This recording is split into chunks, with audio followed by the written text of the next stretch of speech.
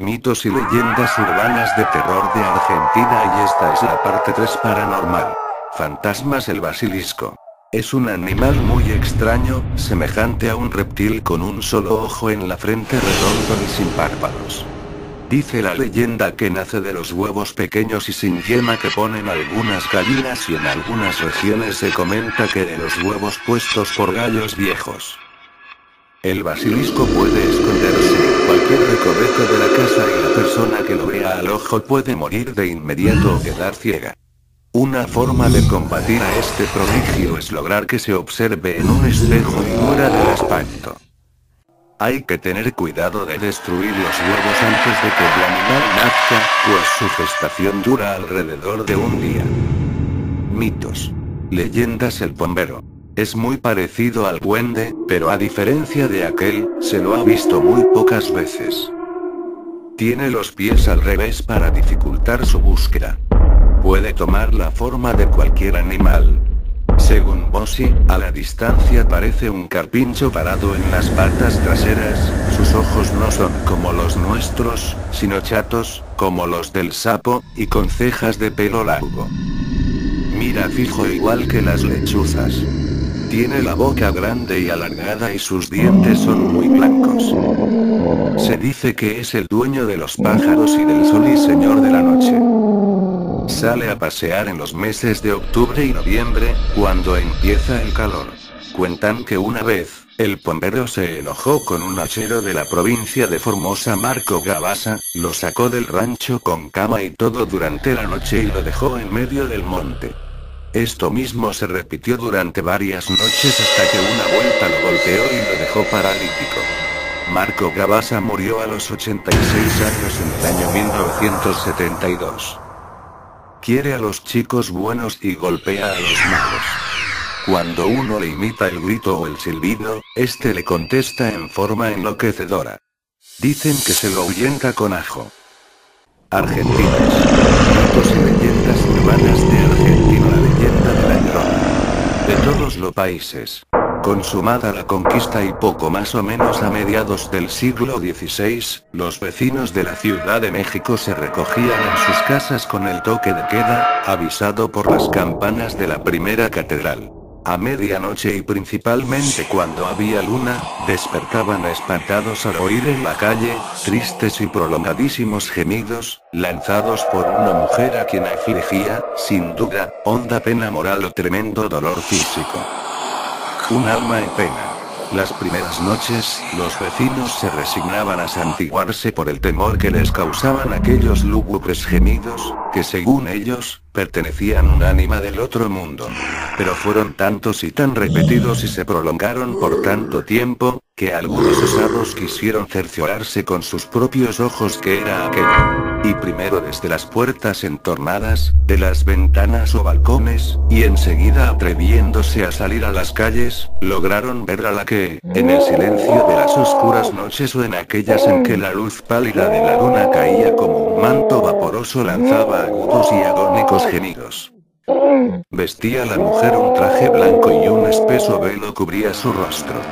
Con lentos y callados pasos recorría muchas calles de la ciudad, cada noche tomaba distintas calles, pero siempre pasaba por la Plaza Mayor, hoy conocida como el Zócalo de la capital, donde se detenía e hincada de rodillas, daba el último angustioso y languidísimo lamento en dirección al oriente.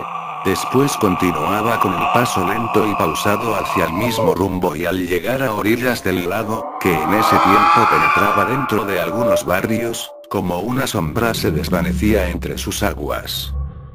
La hora avanzada de la noche, dice el doctor José María Marroquí, el silencio y la soledad de las calles y plazas, el traje, el aire, el pausado andar de aquella mujer misteriosa y, sobre todo, lo penetrante, agudo y prolongado de su gemido, que daba siempre cayendo en tierra de rodillas, formaba un conjunto que aterrorizaba a cuantos la veían y oían, y no pocos de los conquistadores valerosos y esforzados, quedaban en presencia de aquella mujer, mudos, pálidos y fríos, como de mármol.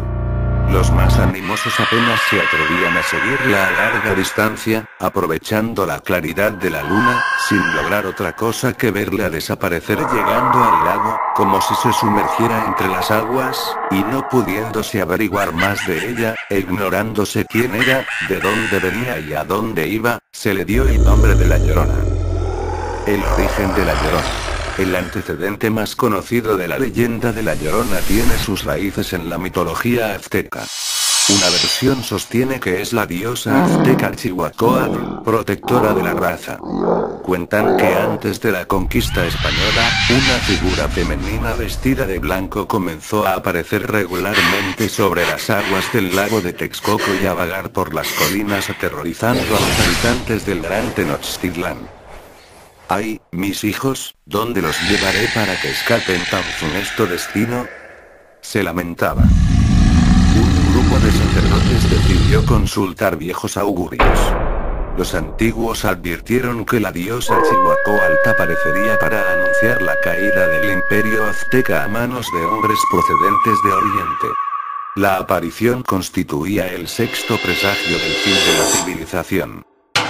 Con la llegada de los españoles al continente americano, y una vez consumada la conquista de Tenochtitlan, sede del imperio azteca, años más tarde y después de que murió Doña Marina, mejor conocida como la Malinche, joven azteca que se convirtió en amante del conquistador español Hernán Cortés, se decía que esta era la Llorona, la que venía a penar del otro mundo por haber traicionado a los indios de su raza, ayudando a los extranjeros para que los sometieran.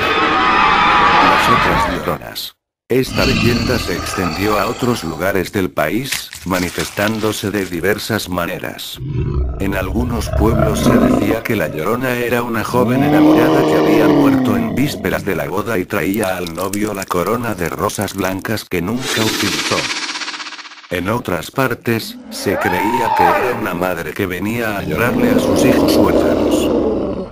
Algunos afirman que es una mujer que ahogó a uno de sus hijos y por la noche lo busca a lo largo de los riachuelos o quebradas, exhalando prolongados lamentos.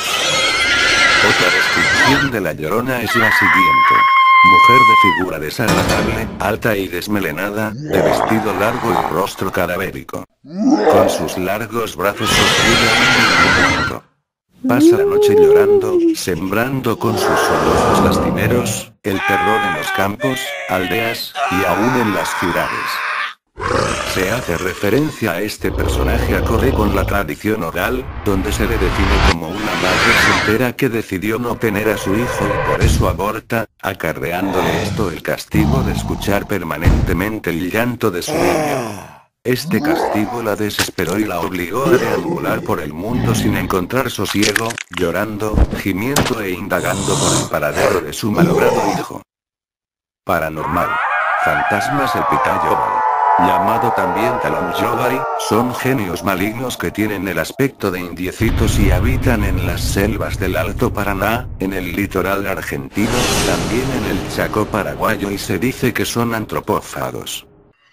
Tienen los pies sin dedos y los talones para adelante. Su nombre en guaraní significa talón frente a frente, de esa manera desconcierta a todo aquel que intenta huir de él. Poseen como arma hachas de doble filo, y subiendo en los árboles, esperan a que alguien pase para tirarse encima y matarlo. Ahorcan, muerden, destrozan y devoran a la gente que atrapan. Como comenta Elena Rossi, aún se recuerda cómo durante la guerra del Paraguay con Bolivia, en 1932, el Pitayóbal mató a muchos soldados destinados al monte. Mitos. Leyendas. La Hornita. Esta historia es conocida mayormente en el noroeste argentino, con menos influencia en el norte de Jujuy. Entre varias versiones Colombres, Colupcio, etc., transcribiré la de Paleari, que en cierto modo comprende a las otras. Se cree que el nombre de Humita es un diminutivo castellanizado del vocablo quichua Uma, que significa cabeza, y, efectivamente, la leyenda se refiere a una cabeza de hombre. Algunos obvian el sexo con abundante y larga cabellera, ojos desorbitados, y tremenda dentadura que flota en el aire por las noches, gimiendo, llorando y provocando el terror entre quienes tienen la triste suerte de encontrarla. Es un alma en pena, sin duda, que paga sus culpas con el errabundo y eterno vagar por los caminos solitarios. Nadie sabe por qué fue condenada al purgatorio, ni por qué se empeña en provocar el susto.